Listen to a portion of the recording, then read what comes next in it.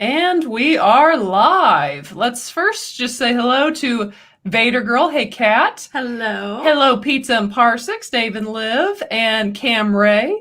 We are happy that you guys are in the chat. Awesome. Always good to have you here. Yes, so awesome to have you guys in the chat. Super excited for you guys to be here.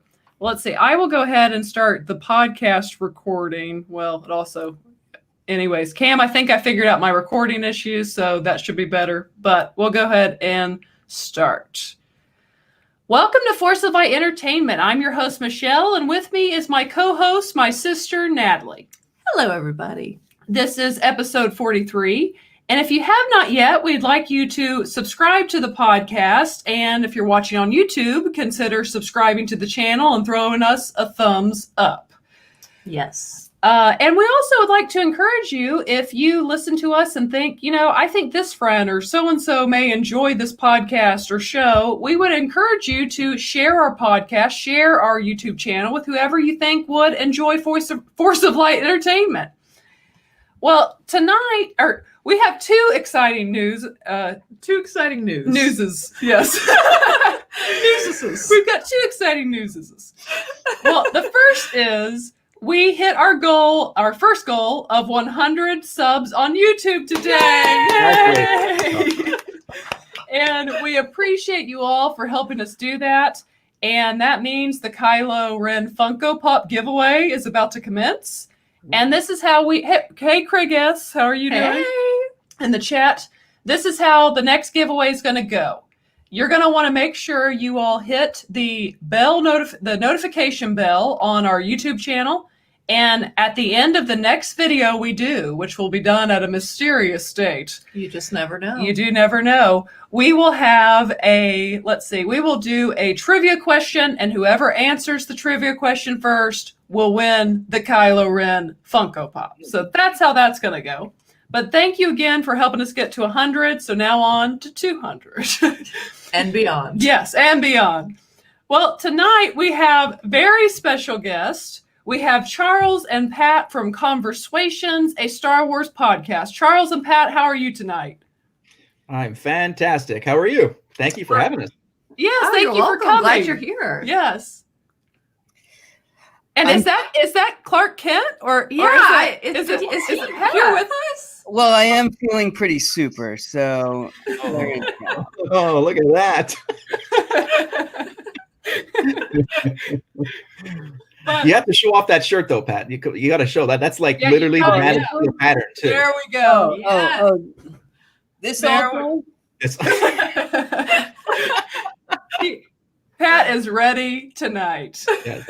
But they are a part, those of you listening on the podcast, they are a part of the Red 5 Network. And that reminds me to tell you all to check out the red5network.com for all the awesome podcasts that are a part of the Red 5 Network.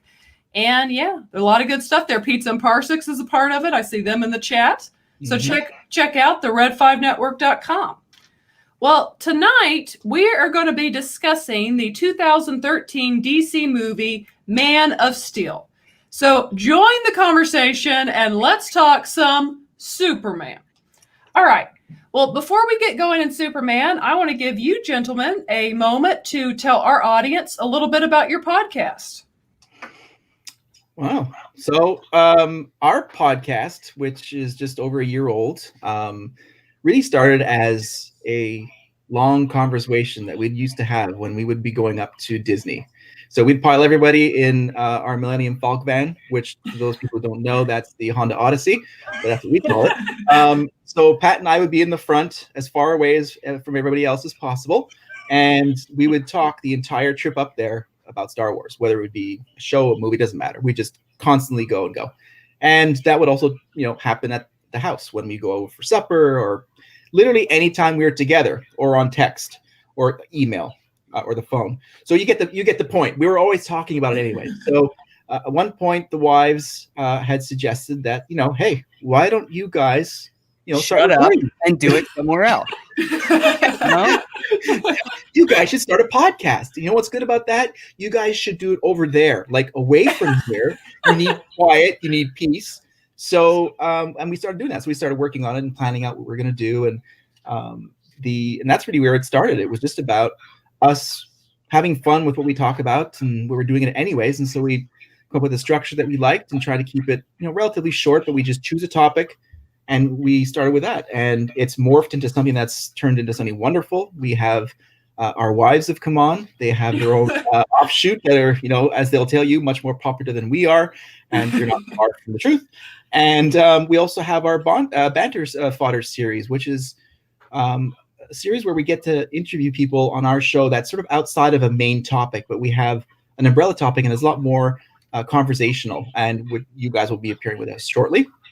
And so it's a fun way of having a good time with our fandom and interacting with great people like you and people on Twitter and all the social media, and it's turned out to be a wonderful thing. And I think we've both agreed that it's the people that we've met in the whole endeavor that's made it as wonderful as it's been. Yes, definitely. Pizza and Parsecs is urging us to release the Bernadette cut. Listen, I am contractually obligated to tell you that no such cut exists, and to not look forward to anything along those lines. And yes, and every time someone invokes one of our wives' names, we actually have to pay them $6.48. So your guys are caught. So thank you very much.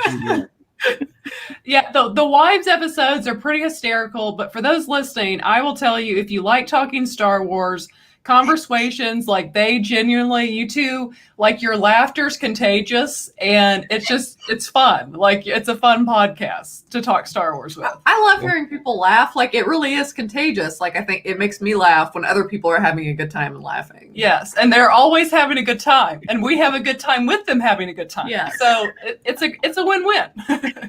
Well, thank you. That's wonderful to hear. Thank you. Yes, well, that is awesome. But yeah, check them out. To all of our listeners, check out Conversations, a Star Wars podcast. You guys are pretty much everywhere podcasts are, I think. Correct. Yeah, and we're always trying to weasel our way into other networks and other podcaster and catchers and stuff. But yeah, for all the main places you would think to subscribe to our show, we're there. Awesome. Well, we will go ahead then and dive into Man of Steel. So I was going to ask you two, and I feel like Pat already has a pretty good answer for it. So what is you all's, just before we get into it, what is your relationship? Were you guys big Superman fans growing up, or not so much, or?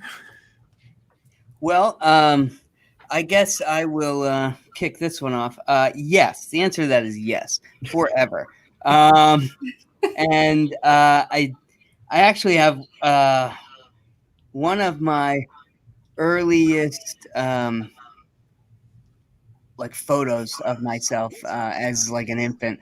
I have a Superman onesie on, and this is it actually. No. So it's stretched out a little bit over the years. Still fits.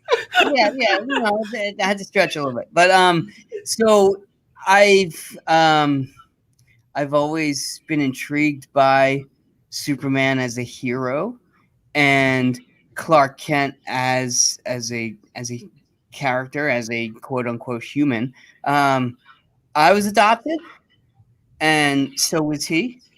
Yeah. So I'm from Krypton, so is he. So there's a lot of parallels there. I love it. You can fly, so can he. Exactly. Well, not with the glasses on. So no. You gotta take those off first. Right, exactly. So it's been like instantly identifiable for me growing up, and so I loved the Christopher Reeves films, and then the George Reeves shorts, and so then when they did the reboot, I was all over that, and with Brandon Routh, and then Smallville, of course. But I know we'll get to Henry Cavill later, but I think he's fantastic, and I love it so much. We agree. Yeah, we do too. So what about you, Charles? I would say that Pat and I were just talking about this a couple of days ago about one of my very earliest memories was seeing Superman 2 in theaters. So yes, I'm dating myself. But we had gone to a birthday party of a dear friend when I was younger, and his father took us, maybe 4 or 5 other kids, to go see a movie, and it was Superman 2. And I was immediately entranced, similar to Star Wars. And it was a different feel for me for Star Wars that Superman was.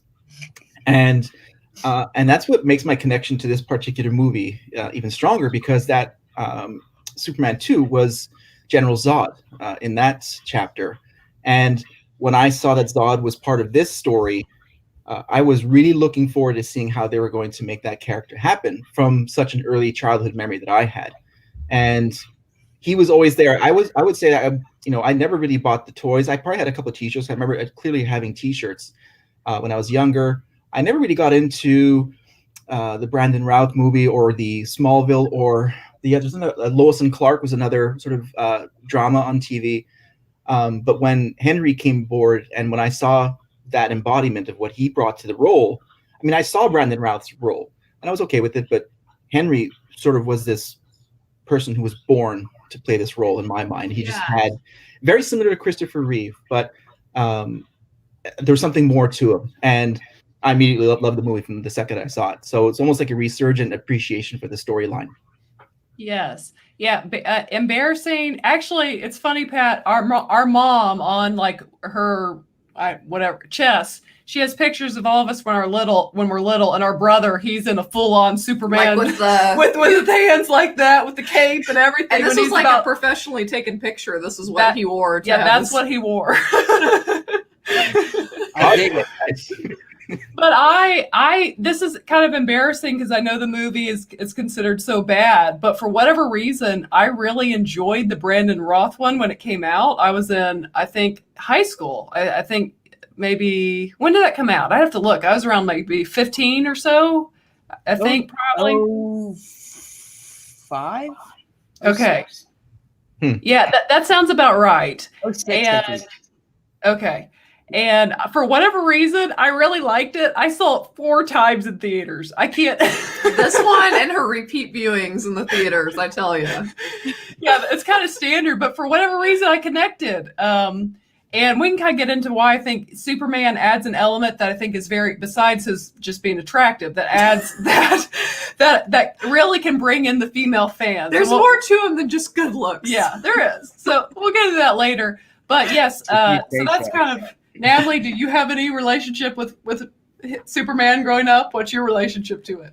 Well, since it's been a long time, I mean, I'd say my best relationship is with Henry Cavill. Cavill, or however we say his name. Because he is very attractive. He is very attractive.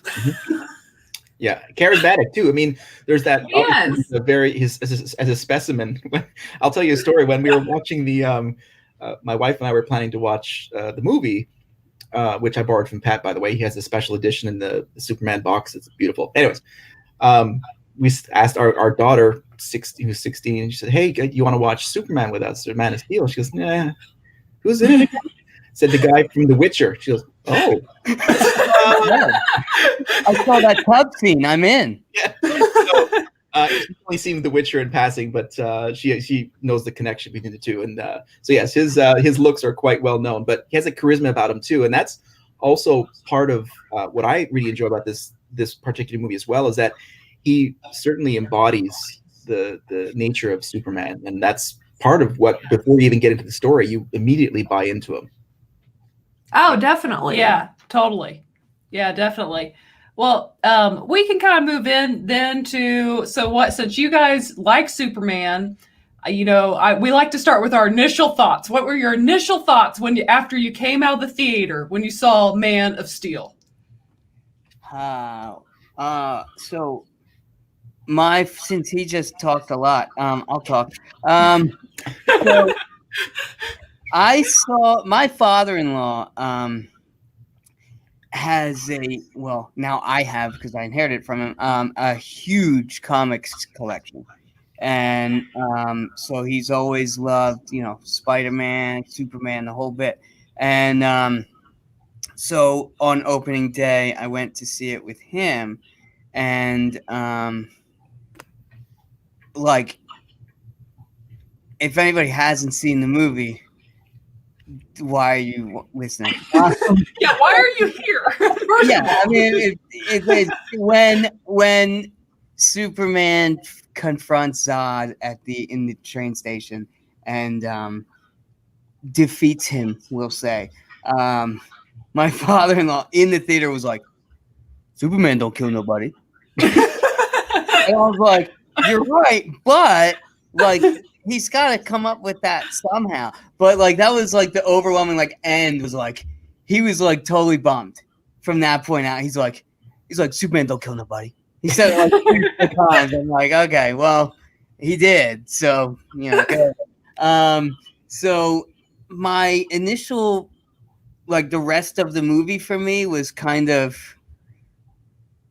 spoiled. Like it was ruined, kind of.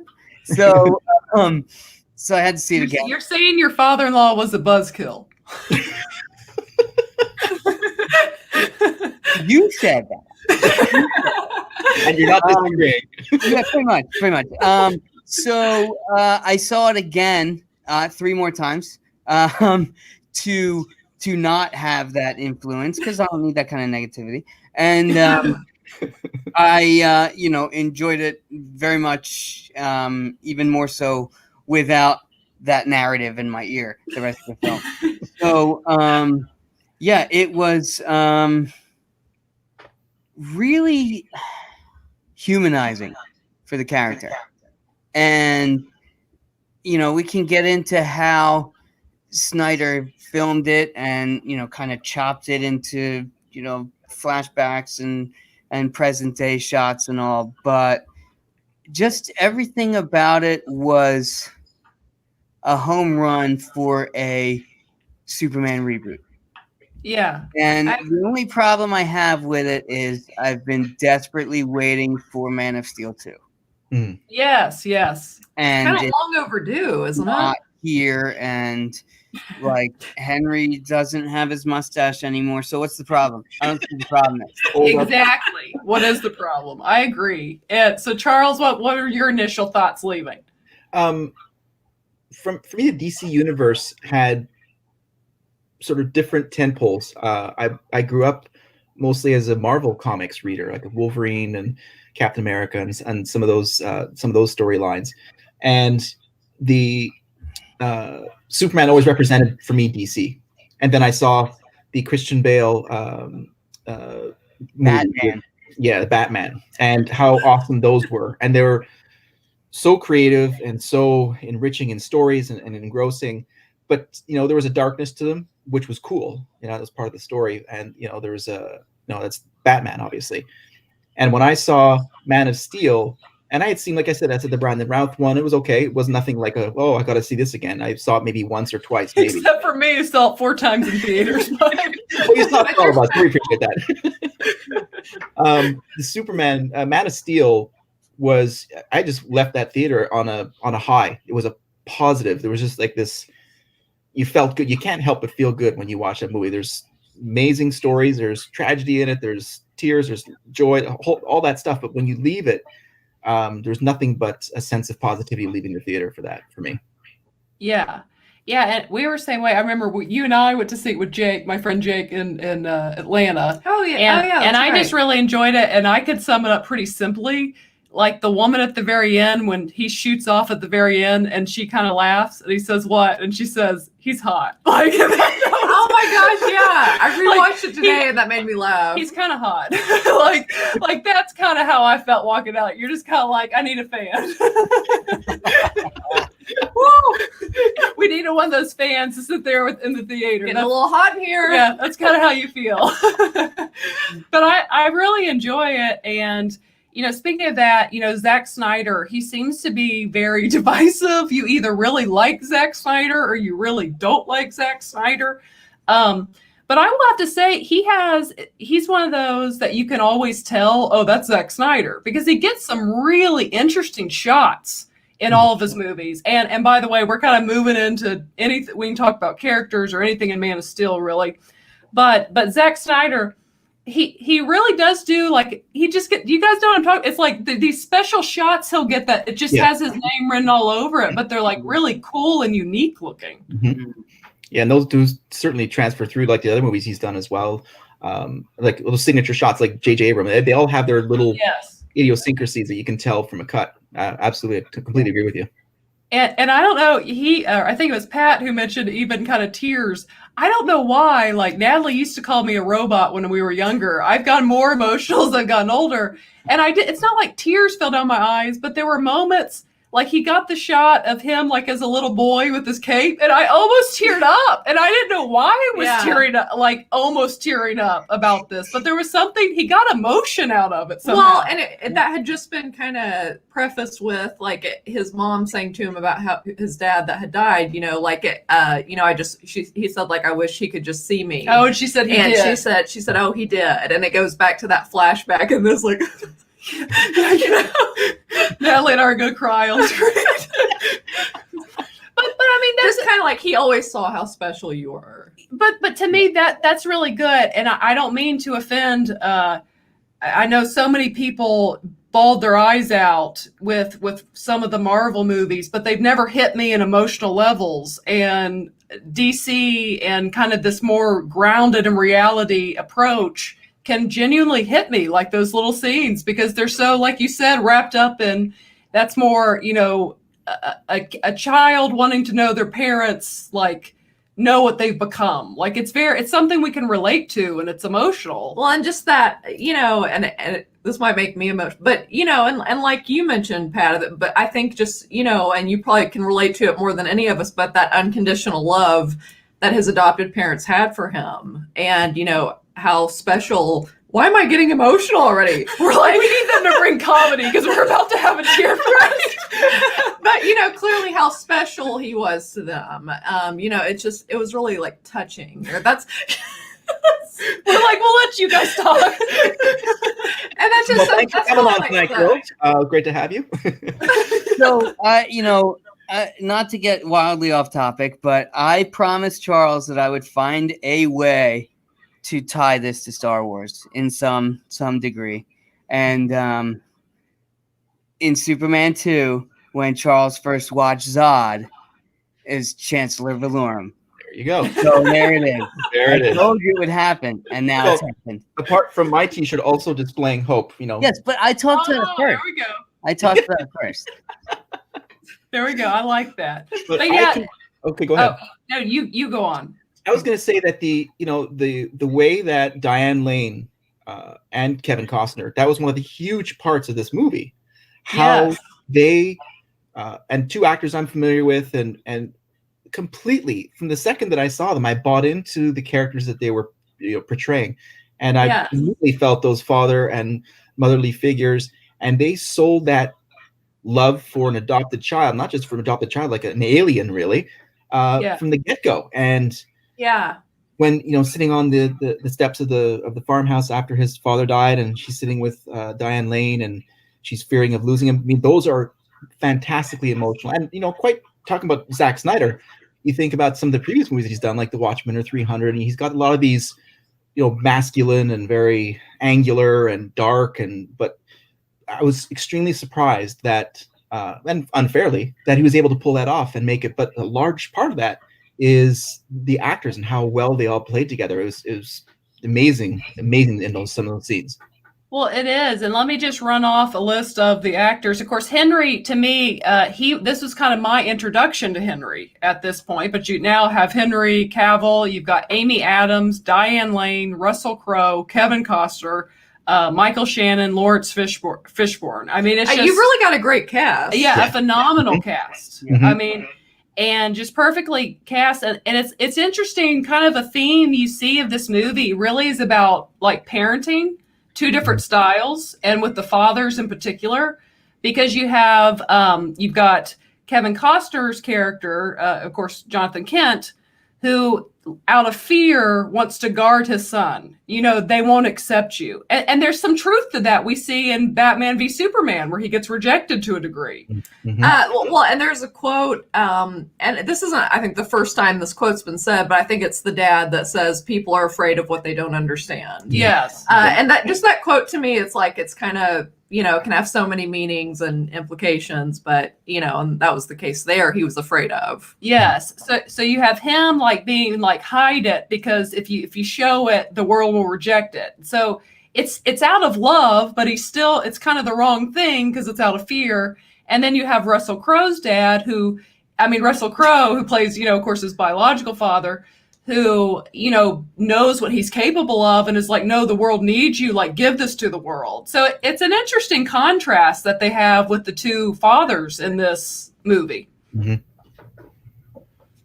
And then too, what's interesting, I was telling Natalie, it's like you've got the two fathers, which it's really about, but then, Superman, it's funny, I didn't realize until rewatching it, he truly is kind of the DC's Captain America in the sense, like, he's an all-American boy. Like, that's what I was going to say. That was like, not to discredit or not to make other countries feel less, but there was something very like American about this movie to me. It was very like all American, that was the feeling it kind of gave off as I was watching it. Well, even in that fight scene, there's these massive American flags like on the walls. Yeah. Like, it is. And with that being said, like, he's truly, so it's about these two dads, but yet he's totally a mama's boy. Like, he loves his mother. And you can't blame him. No. And Diane Lane just does a phenomenal job. I've always liked her. I think she's a great actress. But yeah, you guys feel free to butt in on anything you want to say on that. When I saw the technology on Krypton and the very fluid lines and the very organic nature of that planet, and with the high level of technology that they use to not have the pod births or like the inorganic births, as it were, and he was a natural birth, and he's gone from this technologically advanced society and then sent to Earth into this very, and like you were saying, like very down to earth American city, the fields and the farmhouse. What's that? Small town. Small town, yeah. It's almost like a small not town. Even near. See, not even like near Metropolis. Mm-hmm. Right. Yeah. Right on the outskirts. So it's like he's not even exposed to the, the hustle and bustle and the, sort of ahead of the curve tech that the nearest city would bring. He's still like plowing fields and stuff. Like you've got the IHOP and the Sears. Yeah. Yeah, you do. I mean, if you don't, what do you have? Really? Yeah. Those are the bookends of life right there. Yeah.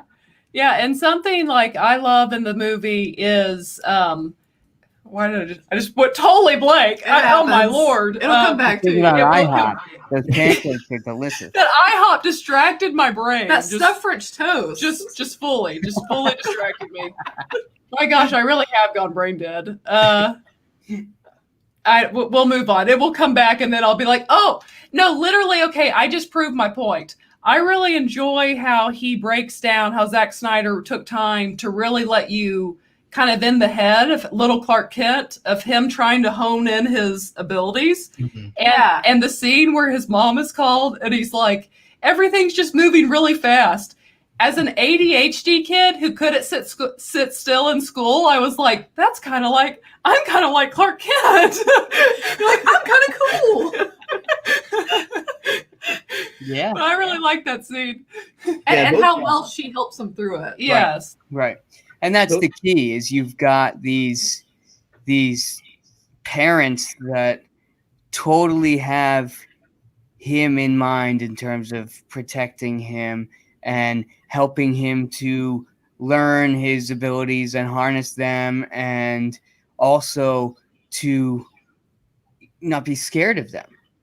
Yeah. And right. It's like puberty on steroids, where he's growing up and that's part of what the show Smallville explored, was him kind of getting these abilities at probably the most inopportune times. And Yeah. And it's quite unfortunate for him. Makes for great television. However, to have those influences, his father that was willing to kind of explore those with him and push his limits, and his mother that was there to kind of handle the emotional end of things when these new abilities came about and overloaded him. Yeah. Yeah, it's very touching, their relationship throughout. It's just very sweet. Well, now we'll kind of move it and we'll come back to them. But what do you guys think? Because I'd say Natalie appreciates this. Lois Lane has always had dark hair and they picked Amy Adams. What do you guys think about our ginger Lois Lane? I thought she was fantastic. I mean, she's an amazing actress, and Yes. she can sell anything. And I think that's the nature too of acceptance of a franchise, or as it moves through ages and through decades and whatever, and new tastes. I think that as long as you have a story that works together and you have actors that work together, I didn't bat an eye about her not being the brunette, or even not brunette, like Lois, Margot Kidder from the original series. Or even I think there was the blonde girl was in the Brandon Routh movie, but Kate Beckinsale. Yes, Kate Bosworth or whoever. Kate Bosworth. That's right. Yeah, she was. Yeah. Some Kate. Yeah, but she was a brunette. Oh, she was brunette in that? Wow. Yes. Okay, well there you go. So again, I think that when Amy Adams came on screen, she just commanded it, and from immediately from the get-go, it's like, I'm sold. Totally a strong character, female character who's going to be able to hold her own, and seemingly not needing anybody's superpowers except her own, because she's just mowing through that story, which is fantastic. She is. I love Lois Lane, the character, and I love Amy Adams in it, because Amy Adams, she just has a likableness about her. And she has such a wide range of what she can play. I mean, she's truly a talented actress. She can be an enchanted and be bubbly and lightheaded, or she can be Lois Lane that's like not messing around and gonna get to her story. Or she can be an HBO Sharp Objects and be a self-mutilator and pull that off wonderfully. So I just took it dark, but she did. She did it. Let's keep it PG, Natalie. but I think she's fantastic. And that's actually what I said. To me, something as a female and I love action stuff, I love superhero stuff, but something that makes Superman special, and I like that those are my favorite moments, is the relationship between Clark Kent and Lois Lane, or Superman and Lois Lane, or both. It's just, to me, that's kind of the heartbeat of these movies, and I really love. I mean, how do you not? How romantic would it be to be flying around the air with someone? I mean, yeah. Well, Michelle and I have talked recently about how good movies. It's not that you want them dumbed down or anything, but like you need some kind of emotional. This comes from seeing Tenet, by the way. It does. Let's be honest. You need some kind of emotional heart to the movie, and in this, we really get two big ones. We get to me, first and foremost, in this movie was, sorry, there's like a hair, I'm like trying to find it, but the relationship just floating around, the relationship between him and his parents, and then his relationship with Lois Lane. So it's like really twofold, like the emotional weight of this movie. So it really makes it easy to attach yourself to the characters. Yeah. I mean, we always enjoy a good romance. Yeah. I mean, who doesn't? And she has that mix. Amy Adams has that amazing ability to have the mix of the strength, but also that sensitivity. But it's not a dominant part. Well, she can let it be a dominant part, but she has the ability to be a strong character and also have that romance as well. You don't need to have one without the other. Yes, it's definitely dominant. It's absolutely, when she first goes up to see to the ice thing where they're looking for the satellite ship. Right. Yes. And Christopher Maloney's there, and she's like, "I'm not afraid of you. I'm going out there. I'm checking this stuff out. Like, I'm an independent woman. I don't need no man. Oh, what's up with that man?" Anyway, so she's absolutely very headstrong, which is, going back to like the Fleischer cartoons, when she was always the damsel in distress. Mm. I don't think it's so much that she was a damsel in distress. She just was a go-getter, and she was investigating these stories and getting herself in trouble. And you see that immediately with her in Man of Steel, and then Batman vs Superman as well. And it's just immediately sets the tone for her as like, I'm not pulling any punches. I'm gonna do what I need from my story. And then even with Perry White, she's like, yeah, you're gonna get me that chopper because I got stuff to do. Like, chop, do this. And he's like, I'm your boss. What are you talking to me like that? And she's like, just do it. Okay. So yeah. So and he's like, all right. But I have to backtrack just a tad because I didn't get to answer about whether or not I'm cool with Lois being a redhead, and I'm married to a redhead. So Oh, nice! Congratulations. I approve. They went from this to this They did. in the movie. Right, and I'm not complaining. No, I absolutely love Amy Adams in this. To me, Yeah, me too. she's a great Lois Lane, and yeah, just a fantastic actress, and just such, like you said, I think what you said, Charles, which is key. I feel like more and more they're making, and I'm not saying this, obviously there's tons of good female characters, but it's almost like this generic female, like that, it's kind of one way or the other way. And it's like a woman can be very strong-willed and get her story and also have a soft gentleness that is open to romance. Mm-hmm. So I feel like Lois Lane, almost like Princess Leia, like there's some aspects that are similar to me in their characters. Yeah. Like strong women. Yeah, they're But very obviously strong they women. still have a sensitive and compassionate side and, nature to them, of course. Yes, yeah. They're not like, we don't need a man. No feelings here. Yeah. So I absolutely, I love her as Lois Lane. And again, too, and we can kind of move in. You guys can talk about any moment you want to in this movie. I will say the scene where he learns how to fly put a smile on my face. Like I was smiling sitting there by myself. Like, and it felt like a ride and I wanted to go do it. Like that's like the one thing if I could do, like, and I ask God, like when I'm in heaven, can I fly, God? Like Superman. Let me do it there. Tell me, does anybody else here have flying dreams? I've had flying dreams since I was a small child. Like I'll have them periodically over the years. And Mike gets them too. And he said, sometimes like you get a little too high and you get a little nervous in the dream and like, you need to go back down. And I'm like, yeah, it happens. But usually I'm just like in a room or something. And I'm like, hey guys, look. But like nobody acts like anything's happening. So I'm like, okay, no big deal. Now we all know what Natalie dreams about at night. I know the people were curious. They were very curious. There All was a of question them. in the They were chat. all wondering. Yeah. It was on everybody's mind. I usually have flying dreams as well, but mine usually involve the words "punch it, Chewy" and "bring your baby hold together." So it's different kind of flying, but I'm with you. I get it. There you go. See, some people do have them. Yeah, but those scenes were just like so much fun because I don't know, they did it in a way where it's like it felt like a ride. Like you were on the ride with him. And that's what you were talking about with the way Zack Snyder films a scene and films a movie. The way that scene is shot, kind of, starting at the ground level with the ice shaking and his fist down, and then just kind of rumbling up to him taking off, and then him launching, and then with the lens flares and things, is it's captivating. Yeah. And it brings you into where he is at that moment, where you're in awe of what's happening, just as he is. And so as that scene unfolds, and you're like, oh, he's going higher. Oh, he's going farther.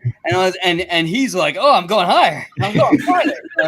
So it immediately puts you in his shoes or his red boots, and really allows you to more identify with the character. And I think that was really something they needed to do, because so many people that are turned off to Superman are like, because he's too perfect. He's too perfect. There's no suspense. There's no drama. He's gonna win, and he just overpowers everybody. He's too perfect. And so they had to shed that expectation and to make the character humanly relatable. And they did it, not only in Man of Steel, but then also in, the other films, Batman vs. Superman, Justice League and all, made him human, which makes him relatable to us as humans, but Yes. he's an alien. Like, he's a physical alien, not from Earth. So He's a really hot alien.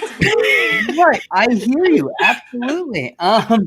So to effectively humanize him and allow the viewer to identify him, to kind of go through what he's going through, and to recognize that he's not perfect and it's not all roses for him, and he's got all these powers, so he's just perfect.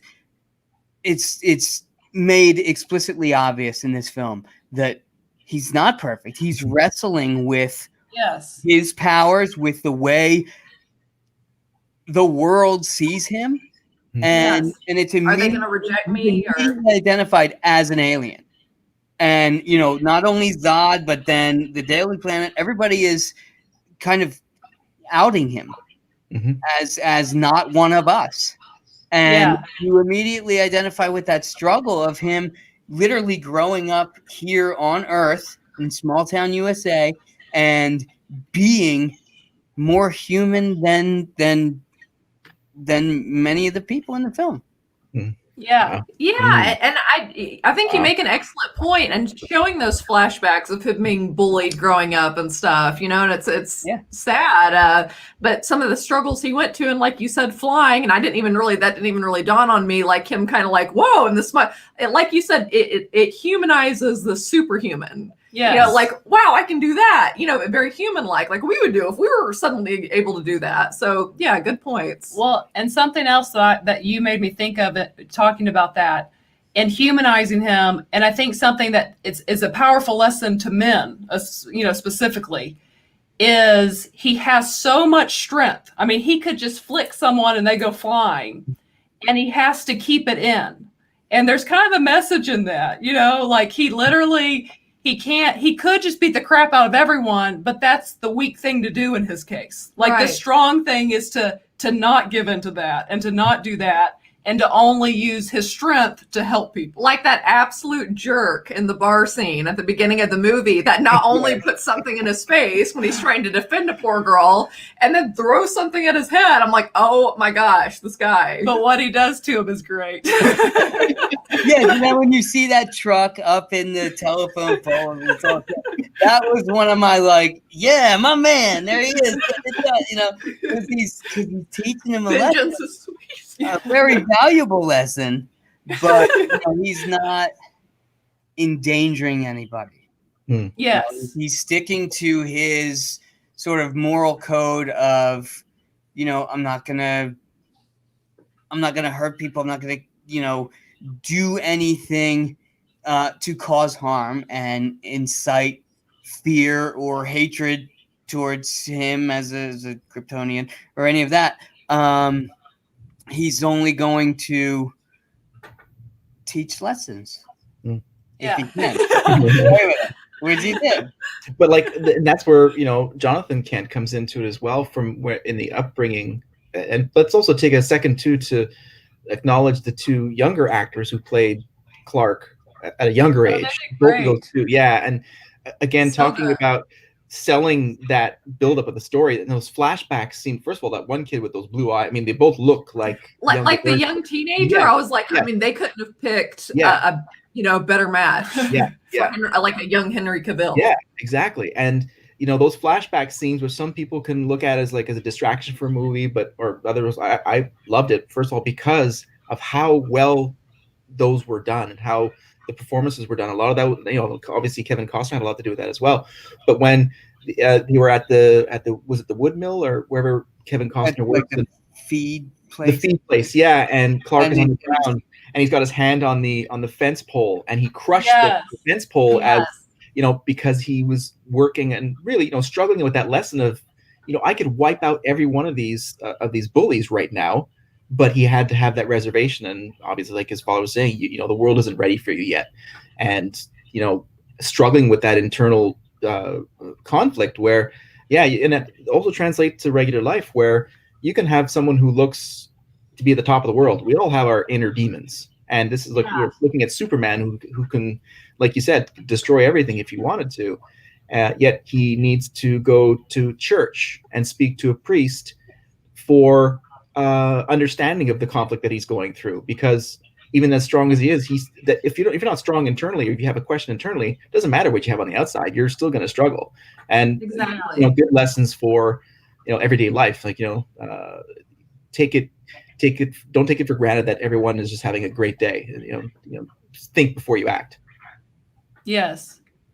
Yeah, definitely. Kind of like the quote, you know, not to get deep here, but, you know, everybody's fighting a battle you know nothing about. I mean, you know, everybody's going through something, no matter how the bravado they put on or whatever. Everybody has crap or demons, like you said. Everybody has stuff. Yeah.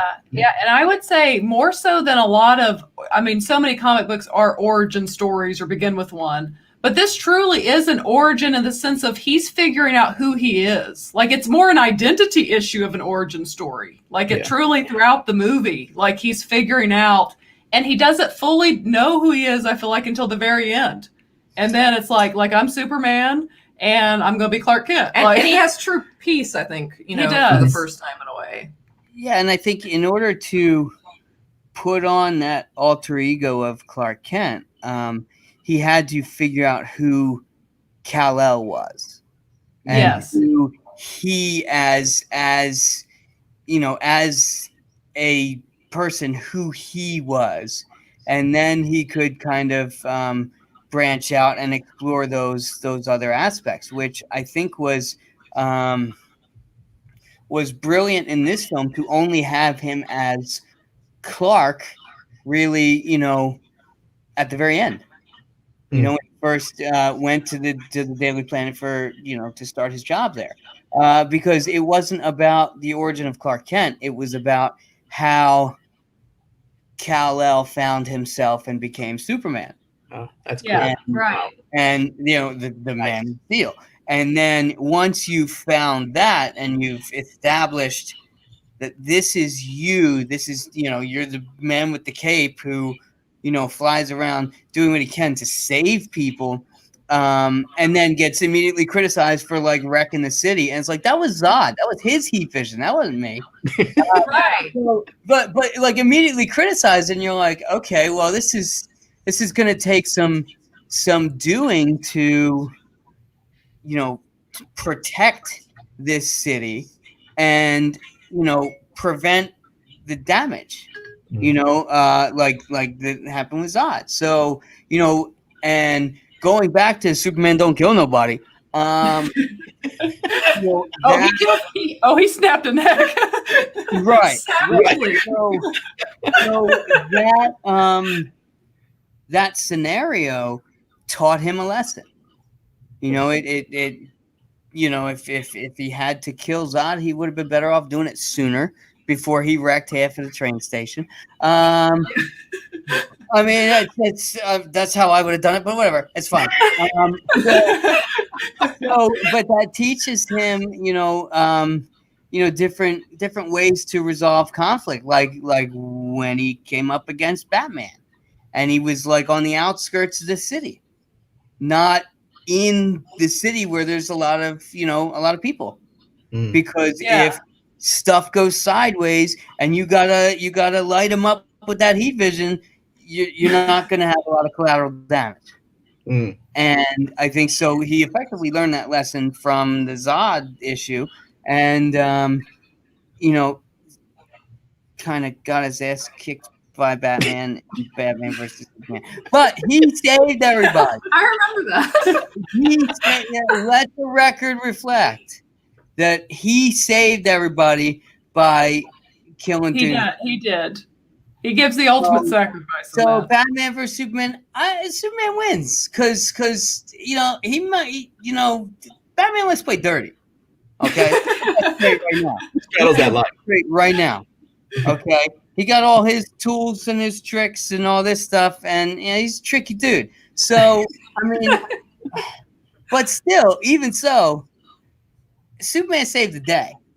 Mhm. Yeah, he so did. he wins. I mean, Batman versus Superman wins. That's all there is to it. Definitely. And how important is it too about Charles Zod? can argue that fact all day long. He's still wrong. That's why I'm not going to argue with it. So if you think, and how important, well, first of all, Michael Shannon's performance as Zod. And like I said, for me coming into it, loving the Superman 2 and just fascinated by these villains that I saw when I was so young. And how, again, he brought it forward, like Michael Shannon progressed the character and had this authority about him and just this, a boiling point that you found with him. Like, and he was very intelligent in a lot of the lines that he had and, seemingly intelligent culture. And he just knocks Kryptonians down, and you get the sense that that's why he's a military leader, obviously. And they were bred for these different roles. So you get that. But when they were forced out to the Phantom Zone, Yeah. and he swore that he was going to find Kal-El. Such a powerful scene too. Yeah, I mean, and the emotion again, and we're on Krypton before we even get to Earth, and you see this boiling storylines. Like, man, when this happens, it's going to be massive, but also critical for Kal-El or Clark Kent to go through that, because he has this ultimate fight ahead of him now, and he understands that when the "You Are Not Alone" is broadcast, when Zod broadcasted on Earth, and he knows that's like nice and creepy, by the way. But yeah, and it was that's exactly what I wrote down. It was extremely creepy and like spine chilling, and Lawrence Fishburne's reaction to it and everyone's reaction to it was fantastic, and then. Then it was quickly diffused when you see Superman walking down the hall with like 5 guards, and he's actually like in shackles. Like, okay, that's cute. He's got the handcuffs on. And I love when he's at the interrogation table and just stands up and he's like, Clint. Yeah. Because it's so like. It was such a formality, and he's like, "I'll play along." Exactly, he's playing by the rules. I mean, like he knows that there is nothing that can really hold him until, of course, they get to the ship, and they're back when he's back in the Kryptonian atmosphere, and he loses all his power essentially. Yes, and that again, without them coming down to threaten Earth and threaten him, he would never have had that transformation. So he had to go through that critical parts of the story where they brought out the best in him to get rid of them as the worst part, which was a great part of the movie too. Like I said, like I love Zod, and Michael Shannon's performance was just knockout amazing, and that was a great part for me. Do you guys remember the early advertising campaign that they did for the movie where it was that television broadcast? Oh, I really? don't remember that. No, it started. It was really cool because it almost looked like a standard advertisement where some woman was on screen talking and blah, blah, blah. And it, 2 or 3 seconds in, it cut out and it did that sort of grainy video. And then it cut back to the saleswoman in the fake commercial. And not that we know anything about those. But it cut back to her, and then at the end it had the Superman logo and Man of Steel and the date of release. Wow, that's cool. But yeah, it was really cool. That's cool. Almost, I didn't remember that. Almost like a guerrilla marketing campaign. It was really neat. Yeah. That is cool. And something too, I think it was actually smart that they had Zod as this villain instead of just jumping to Lex Luthor. I thought that was smart. 100% agree. 100% agree. Yep. Yes, like to give him a new character, and then you could bring Lex in later. Well, and that actor that I didn't recognize back at the time. Lex. Yes. When I saw it in 2013, but the Michael Shannon guy, I guess he's like a very respected character actor. Yes. He did really well in that show Waco on Netflix. If you guys have checked that out, I mean, I don't necessarily. I mean, it's kind of depressing, but he does do a great job as an FBI agent. But yeah, I mean, he seems to have a pretty wide range as well. Yeah.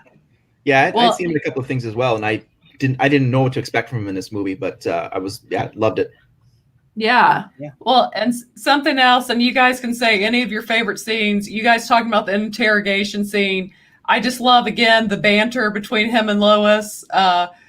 She's asking him what the S means. On my planet, it means hope. Well, here it's an S.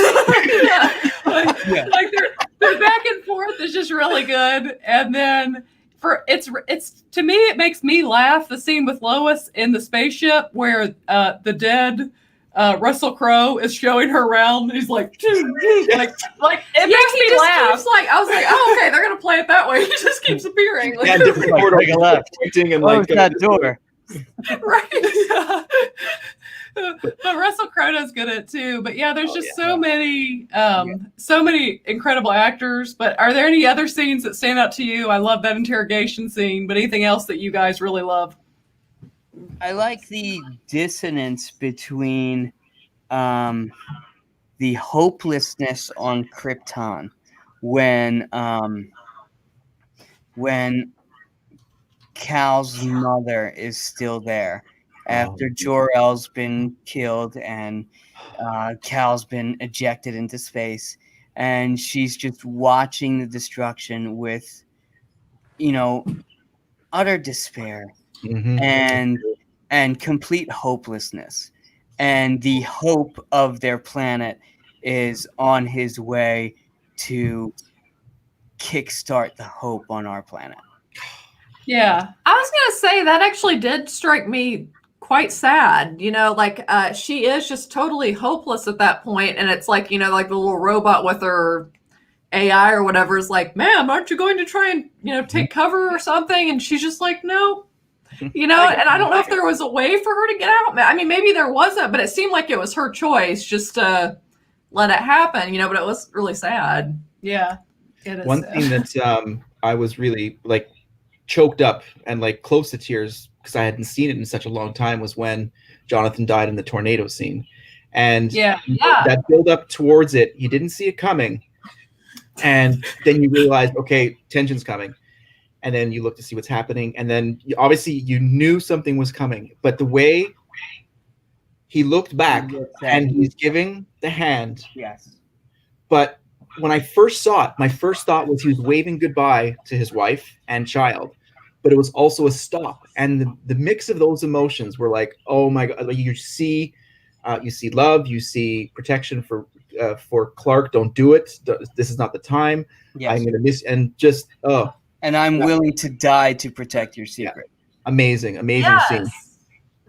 Well, and the fact they just had that kind of, I'm sure some of that's normal, that kind of little altercation in the car. And, his parents are, as usual, very understanding. And it's like, and then this last, great act of unconditional love. And just when they have eye contact, and he calls out, and Clark Kent's in so much pain, it's just it is a very emotionally charged scene. It is. Yeah. Well, and her saying that makes me think I'm back to the romance element. She's all about the romance tonight. But something I think you hit on, though, why him and Lois, it works so much because Lois knows who he is. She knows who he is when no one else does. So he can be himself with Lois. Mm-hmm. So there's this comfortableness with this woman because he doesn't have to hide. He is who he is. She knows it and she accepts it. Don't we all want that somebody we don't have to hide with? Yeah.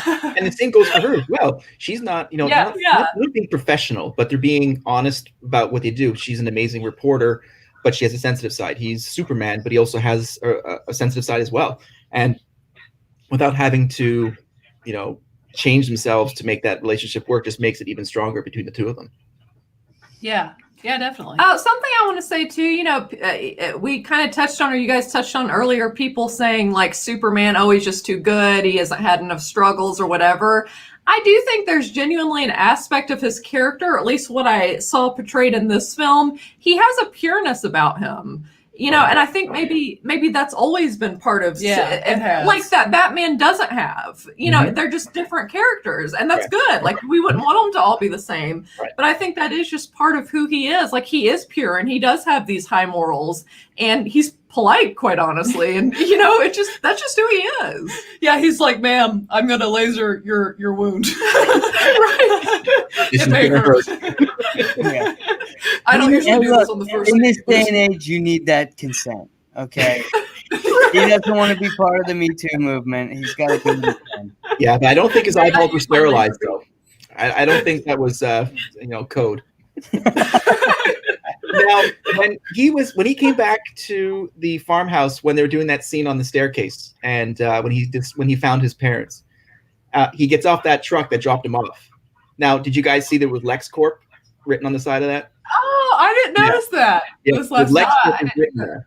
Now, that's really cool because it's LexCorp and it's Lex Luthor, but I have a really big problem with that, like huge problem with that. First of all, we need a sequel with that in there. Yeah. But the problem is that in the special features that I watched, it's actually a Coke Zero truck that drops them off, and they just completely repainted digitized LexCorp on the side of it. It was literally a Coke Zero truck, and that's like Pat and mine's like favorite drink. I would have been okay with it being a Coke Zero truck. Yeah, same here, exactly. I do like the LexCorp placement, but yes. Yeah. Well, so too, another important question from Superman fans is, did you guys like this new updated suit? Because some people are upset he doesn't have the underwear on the outside. I knew she was going to ask underwear. We just love wearing underwear on the outside. I mean, it's just a thing, right? Right. Yeah, it's now So it's not as socially accepted. When I was 4, it was okay. When I was 4, it wasn't okay. I don't know. I mean, I didn't change. Society changed around me. I didn't. I'm personally They a did fan change. of underwear on the outside. I think it should come back. and there's been several interviews once the suit was debuted. There were several interviews with Zack Snyder and the costume designers and all, in terms of what's going on. Like, he doesn't have the yellow belt, he doesn't have the undies. What's the deal here? And when you're grounding a pretty well all-powerful alien in our world, you need every possible component to make it believable. And in 2013, it's not believable for a 24, so I'm told, for a 24-year-old to have their underwear on the outside. I'm just as baffled about it as any of us. I am. But apparently that's socially unacceptable. And, I had to go to classes to learn what's appropriate and what's not. Apparently they also attended those classes and came up with a brilliant suit that is functional. When you see Kal-El on Krypton, that's like his undersuit Under Armour, for the armor. Mm-hmm. And it's not unlike with like football players and hockey players that have their undergarments that go under their pads to help keep everything in place. And I'm sorry. Again, now I have more meetings. You need to be a little more modest, okay? This is a PG channel. Showing a little much tonight. So it immediately gives a sense of practicality to the suit. Yeah. Which, again, when you're trying to do Christopher Nolan was involved with the project, and he was, acclaimed for bringing Batman to, a believable Gotham in the Dark Knight trilogy. Mm-hmm. And so they wanted to do something similar with Superman, but that's much harder. Batman has no powers. This dude is literally an alien that has a bunch of powers. So it's so much harder to suspend disbelief with this character alone. And Oh, That being said, so I saw the black suit pop up. I had no choice. It's not my fault. So to have a reason for the suit being what it is really key to the character being believable. Mm-hmm. Yes, I agree. I think that the underwear outside would have just looked stupid at this point. And I, like Craig and like Ben, I absolutely love the suit. I just think it looks great. And it looked almost like he could like go in water in it. Looks like it's got a little, I don't know, water resistance shine to it. It's nice. I didn't even know the whole underwear or no underwear thing was an issue until she told me this today. I'm like, do people really care? Yeah. Like, I saw a thing recently and they're like, here, I fixed Superman. And they literally had digitized yellow underwear on Henry Cavill. They used the word fix in that sentence? Wow. That's not good. But that's, he wants to go commando. Let him your do credibility problem. But you talk about you're advancing the story. You're bringing the story into today's norms or today's expectations. It's hard to compare a movie. I watched some of the scenes with Zod from Superman 2 last week just because I hadn't seen him in a long time. And obviously movies and technology have changed. So it's somewhat painful to watch those things these days, like, oh my gosh, how am I going to watch this? It's so different and just so archaic, but the story is still good, but you got to still make it a movie for today. And if today's sensibilities have a slight change at that, well, you got to be able to adapt your love for a character to current needs and current audiences. When I was 10, none of you were alive. So honestly, but just because you're 900 years old, you read you were not. Well, thank you. But but I was able to sort of get over that original story and enjoy it for what it is today. Yes. Yeah, I agree. And I like Ben said, let me find it. I agree with this comment. He said about this movie, it was nice that we didn't do the love triangle between Superman, Lois, and Clark. That is nice. I actually like that. Like I said, that she knows who he is. I prefer that. That is one thing. And it's okay. It's a comic, but I'm like, people, glasses, no glasses. You really can't tell the difference. Is that disgusting?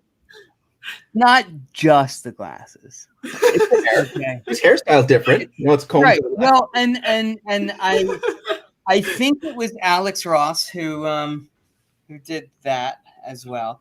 I think it was Alex Ross who did a sketch of Superman. It was like a profile of Superman and Clark Kent. And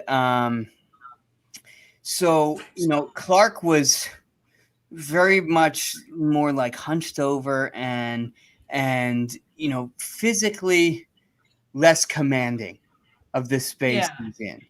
And where Superman's, he's Superman, of course. So you've got just that almost stage presence of Superman versus the sort of stand in the corner appearance of Clark Kent. And then you've got the personality difference where you're playing yourself off as not only like overwhelmingly humble but also bumbling. And like this guy trips over the corner of the desk. There's no way he's out there saving people from burning buildings. This guy's a buffoon. And so so it's not just the glasses, but but that you actually put it in more perspective for me. That makes a lot of sense. And this is kind of a random analogy, but it's like I guess like typical girl have somewhat of a fascination with Marilyn Monroe. And I guess she would be like walking down the street, like without her hair and makeup done. And nobody would know who she was. And she asked like a friend of hers, she said, do you want to see me be her?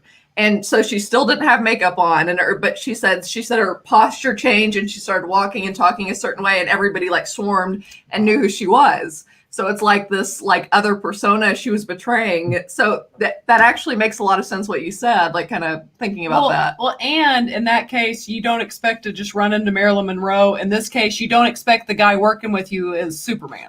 Right. So there's also that aspect that your brain's not even going there. It's not thinking about it. So, yeah, I agree. Well, I want to kind of end this on this question. I know the answer. So how about I let you two, both Charles and Pat, not that Warner Brothers is going to see this, but if they do see this, why do they need to give us a Man of Steel 2 with Henry Cavill? Before we answer that, it sounds like your mic is doing the droid thing. You have to look that up there. This chopper over there. Oh my. I've been at this job for over an hour. I'm cutting out now. So if you won't be needing me, I'll shut down for a while. No. We still need you. We totally need you. Let's see. Plug the professor into the back. Okay. Fix the hyperdrive. I think so. I'll Well, let's see if they're going to come back here. Let's see here. They're working on their audio. Just before. It has my audio, though, my actual audio. You guys keep talking. I'll keep working. Okay, so Pat, you can go first. No. I defer this one to you. No, you start. I don't want you to have to go into the stands to retrieve this home run. So go for it. They need to do a Man of Steel 2 because Man of Steel 1 was really good. No, but I would say that because they placed a perfect Easter egg, like the LexCorp on the truck, and I think that both of you brought up great points that everyone, all four of us, that Superman has transformed from Kal-El to Clark Kent, and by night he's Superman, so he's ready for the next stage. And Lex Luthor represents a fantastic villain that isn't born of his world and presents a completely different problem for him. In my opinion, I think that would, a human-based multi-billionaire, sadist and whatever, who has it out for him and probably has been watching him this whole time. And, like even with that LexCorp picking him up, it probably wasn't more just a coincidence, more like, somehow him keeping an eye on him. And I think that natural progression of a story is something that would be really, really cool to see.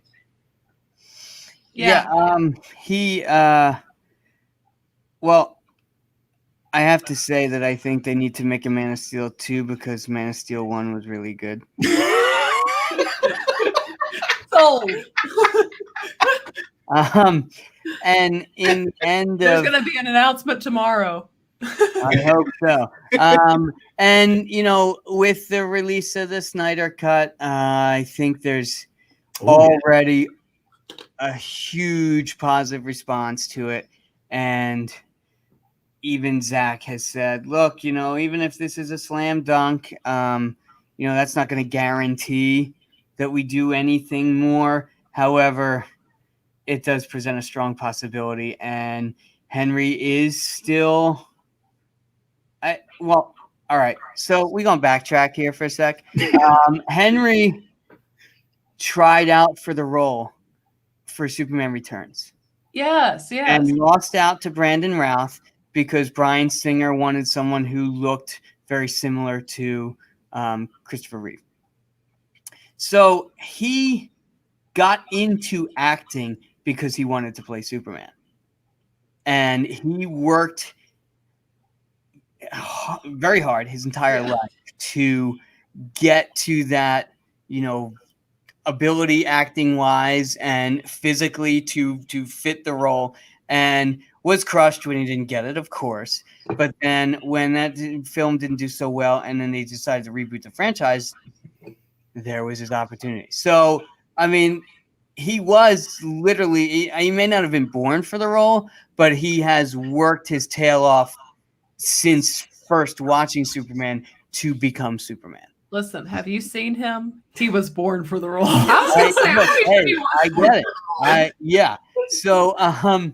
So not only that, but at the end of Batman vs Superman, you're already introduced to Lex Luthor, and at this point when he's in prison, now he's bald.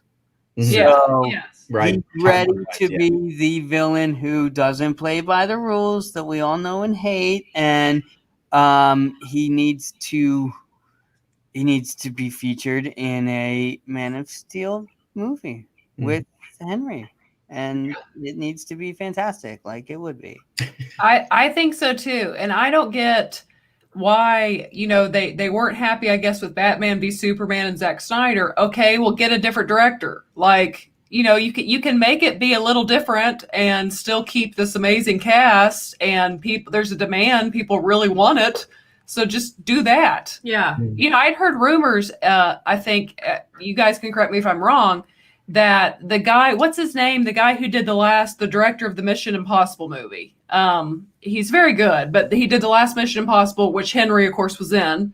Yes. And I guess they were talking together about making the Superman movie, which I would be cool. I mean, that would be cool. No, it wasn't Guy Ritchie. No. I'd have to look. But anyways, my point is, I just don't think there's an excuse not to at this point. No. Like, And- people want Henry. Right. And he's, like I said, he's been wanting to be Superman since forever. And I think that with the popularity of the Snyder Cut, I think they're going to have enough evidence to support a resurgence in the DC films and Superman, and we'll see what happens with Flashpoint, with Flash and Batman and everything else. But Henry's still involved and still at the ready. They just need to get it going for him. Yeah, because I mean, DC, they've got a new Batman situation going on. They've got Gal, who's awesome at Wonder Woman. This looks like it's going to be great. You just got to get the other part of the Trinity going, and you've got to get Henry back as Superman. Yeah, I feel like Superman needs a little more love. I mean, it's been since 2000. And he's such a classic character. Yeah, like, I just think, The original superhero. Yeah. He's the OG. He's the Really. Yeah. It's true. he is. Yeah, so I think Warner Brothers, if you're listening, it is time to greenlight, to sign, ink the pen, to sign the deal with Henry, and let's get this going. Like, for sure. If you want to get a different director, but get all that cast back, and let's get this going, and let's continue this story. Because it's an awesome story. There was a cool tidbit in the special features about Russell Crowe and Henry Cavill, and they had when Russell Crowe came into the gym to start working out for their scenes, and he said, "Who's that guy's working out?" And of course, the amazing body that he's doing. And Russell Crowe's like, "Do I know you?" And the story that they told was that when Russell Crowe was filming in London, I believe, for Proof of Life, 10, 12 years previously, Henry Cavill was in a background scene in a rugby team. And he and a bunch of his other friends went up to Russell Crowe and asked him what he could do to become an actor. And Russell Crowe remembered him, gave him a package of like 8x10 glossies and everything. This is way before he was an actor. And come full circle, now he's playing Superman. He's playing his son in the movie 10, 12 years after this fact that they've just had a chance meeting, which is fantastic cool. That is cool. That's a very full circle moment. That's That awesome. is. Well, it looks like people in the chat want hashtag make Man of Steel 2 happen. I agree. We all agree. We agree. So, but is that it? That's kind of our closing thoughts. You guys got any last words, final words on Man of Steel? Oh man, Man of Steel.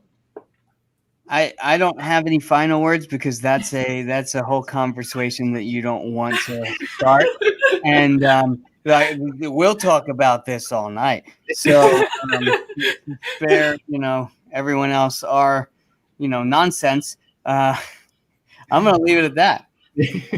Awesome. See you, Cam. I see your Bye, Cam. Yeah, see you, Cam. But yes, Charles, your closing remarks on Superman. I think for me, it really brought light back to the DC universe for me for movies. And I wasn't a big fan of Suicide Squad. I thought there were some cool parts to it, but I think Man of Steel, Wonder Woman, which was a phenomenal movie. Aquaman was also really enjoyable. There's some really cool. I really think that DC's on an upswing, and especially with the Snyder Cut coming out and the positive, response to that coming out next year, I think that's going to lend, like Pat was saying, it's going to lend itself to more receptiveness to that continuing story and making that, and like you said as well, the Trinity sort of coming back together. And will it be like the Marvel Cinematic Universe? Who knows? But it doesn't need to be. You just need to have a good story and weave these characters in because they're fantastic. Yeah, I agree. Well, we will go ahead and close up. That is it for this episode of Force of Light Entertainment. We appreciate you all joining the conversation. I encourage you to check out some of our other episodes and subscribe to the channel and give the video a thumbs up. And also, again, you guys, thank you so much for Conversations, for coming on, Pat and Charles. So enjoyed this, and tell them you guys are a lot of fun. Yeah, you are. I told Natalie, I was like, "You're gonna like them. We're gonna have a lot of fun. You guys are funny." Yeah. So tell everyone where they can find you on social media or your podcast. Well, they can find us on at converswations.com. That's our website, sort of the mothership of everything. So everything is sort of reachable there. But we're on all major podcast catchers and Apple iTunes. And we're also on Twitter. We're active there at Swations. We're on Facebook at facebook.com/Converswations. We're also on Instagram at Converswations as well. So we really sort of just try and pepper things throughout. We have fun with lots of different Star Wars things, from videos to Black Series figures. All these we just whatever makes Pat and I smile between each other in text, that's basically what gets put up on the various social media sites. And that's just what we do. We just like to have fun and just enjoy the fandom.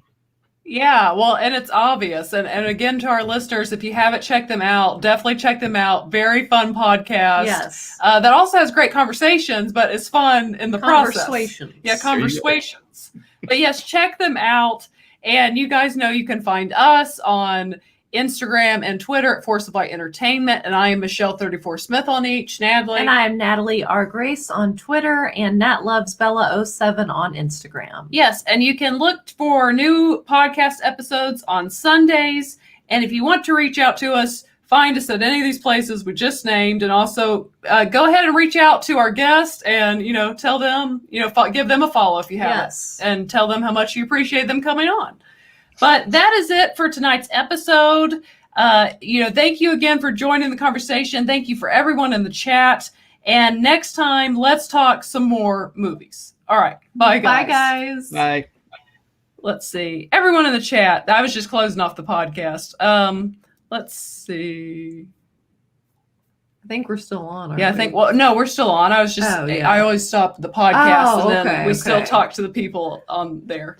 But the after show. It is the after show. I hate after show. The worst movie ever. Yes, but I want to say, Craig S., thank you. And you're always welcome. Yes, and Ben, thank you for coming. All you guys, thank you, Mr. Rez. All you guys that came in the chat, we appreciate all that you had to say. But we will end the broadcast now, and we will be on the lookout for the next video. You can win the Kylo Ren Funko Pop. Nice. When you least